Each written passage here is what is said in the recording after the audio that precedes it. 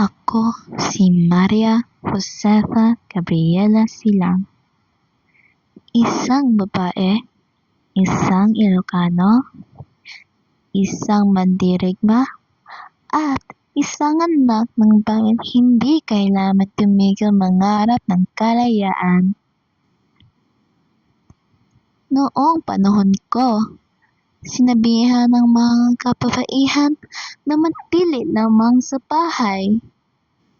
Sinabihan kami na mahina, na ang digmaan at pamumuno ay para lamang sa mga lalaki.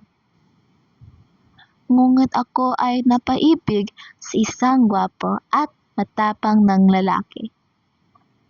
Siya ay si Diego Silang. Nakaranas ng dilubyo ang Ilocos, kung saan inaabuso nila ang magsasaka. Pinipilit na lang magtrabaho at magbayad na malaking buwis. Kaya't nag-desisyon ang aking asawa na bumuo ang revolusyon. Siya ang namumuno nito. Oo, isang nga ako babae, pero nandoon ako sa lahat ng laban niya. Lumalaban din siya at pinatay ng mga Espanyol. Diego, mahal ko. Ang dami pa nating para ipagtanggol ng ating bayan. Ang mga inosenteng Pilipino. Huwag kang mag-alala, mahal.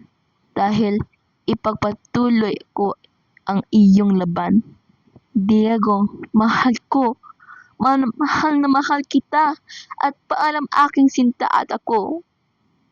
Ang magpapatuloy ng iyong revolution. Sulong! Ikaw, Espanya.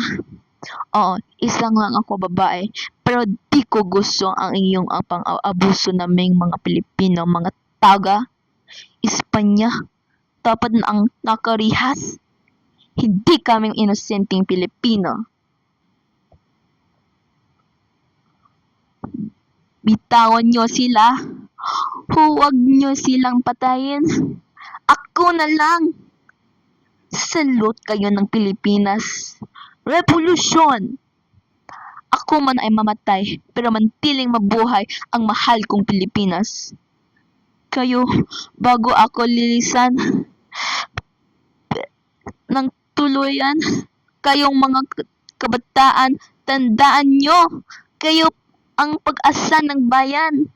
Maaring mawala ang aking tining sa maraming taon na kalipas, ngunit ang aking tapang ay patuloy na mabuhay sa bawat Pilipino na tumataya para sa tama.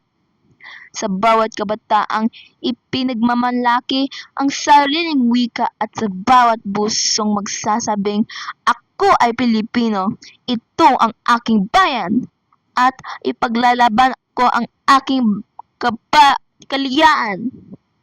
Mabuhay ang wikang Pilipino. Mabuhay ang kulturang Pilipino. Mabuhay ang buo ng wika sa Genius Mila. Mabuhay ang pinakamahal nating Pilipinas. Mabuhay ang GM7 Euclid.